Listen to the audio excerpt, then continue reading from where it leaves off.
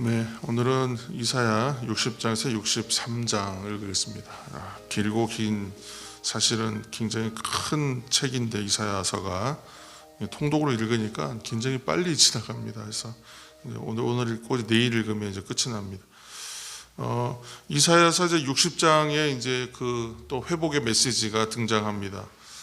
제가 이제 고등학교 3학년 때로 기억하는데 고3 때임에도 불구하고 저희 고3 학생들이 좀 주축이 돼가지고 성탄절에 성탄의 밤, 성탄의 밤이었던 것 같아요. 제목을 그렇게 해서 칸타타를 하나 했었는데 그때 이제 오프닝하는 첫 곡이 일어나라 빛을 발하라, 이 곡의 완곡을 이제 다 했던 기억이 납니다. 60장 1절에서 3절까지의 메시지였습니다. 그래서 뭐 좀 이제 버전은 좀 다르지만 지금도 이 말씀 다 외우고 있습니다.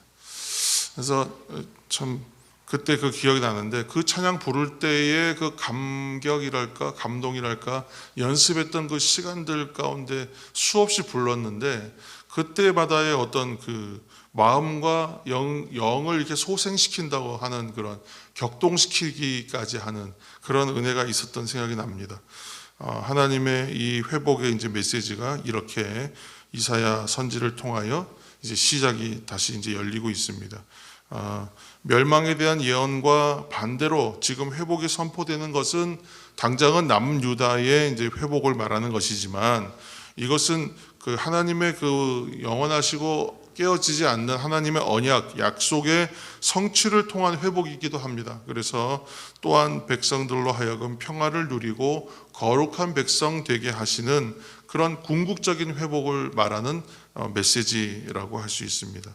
또 이제 10절 말씀을 보시면 10절 말씀의 이 예언인데 이것이 실제로 이제 성벽이 재건될 것이라는 거죠. 예루살렘 성이. 그래서 이 예언은 실제로 에스라와 느헤미야서를 통해서 보았을 때에 이제 페르시아 제국 때, 바사 제국 때 이 재건되는 것으로 성취가 됩니다. 또 20절에서 22절 말씀을 보시면 이제 바벨론 포로가 되었던 민족에서 다시 주권을 회복하는 나라로 또 이제 다시 영원히 궁극적으로는 하나님의 나라, 의로운 백성으로 회복될 것이다. 그러니까 60장은 계속 이제 회복에 대한 메시지입니다.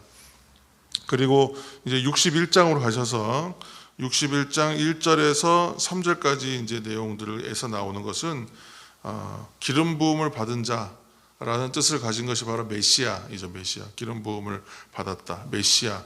근데 이 말을 이제 헬라어로 음력한 것이 바로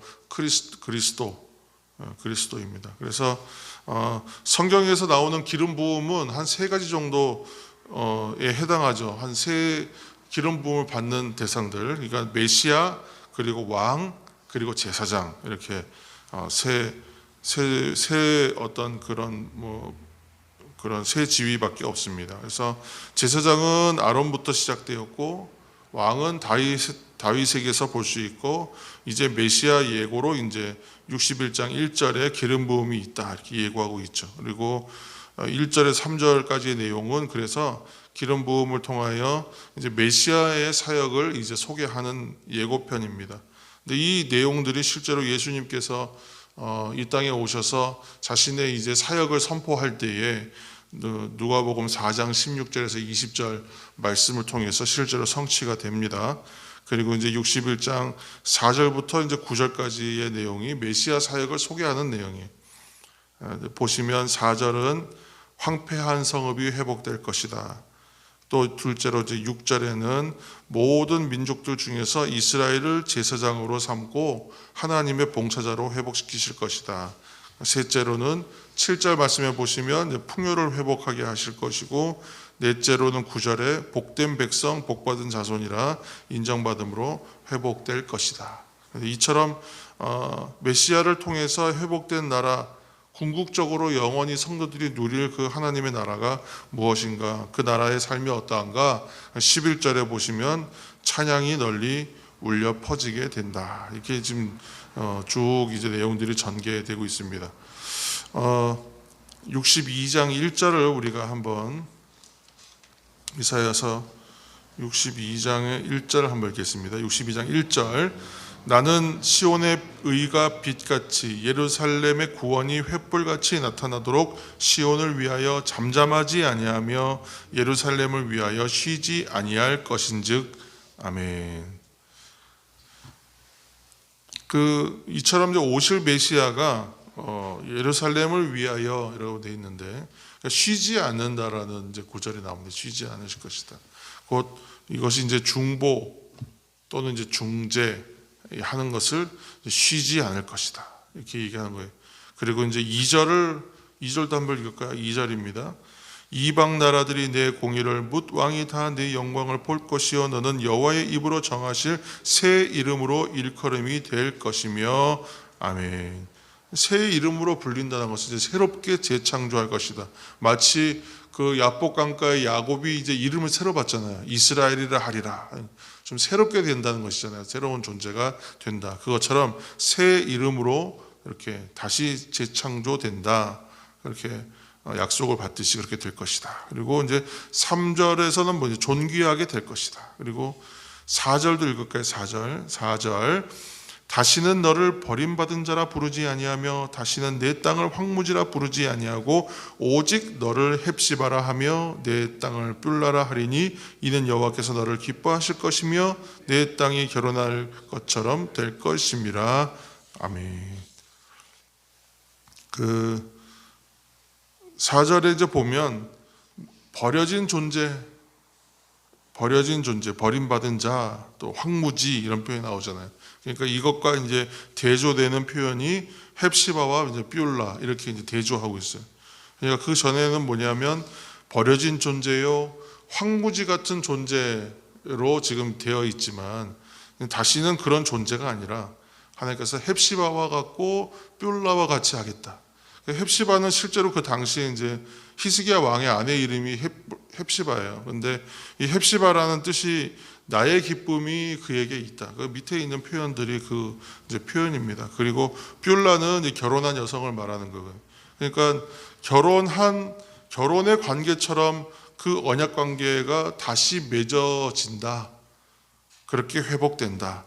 나의 기쁨이 너에게 있다. 우리는 결혼한 관계가 된다. 이렇게 지금 이제 얘기하고 계시는 거죠. 그래서 이러한 내용들, 또 63장 이제 1절부터 6절은 이 땅에 하나님께서 선포하신 두 가지, 곧 공의와 더불어 구원을 함께 동시에 선포하세요. 이를 위해서 잘 생각해 보아야 될 건 그런 거, 묵상의 내용은 그겁니다. 이 땅에 공의와 더불어 구원을 선포하신 하나님.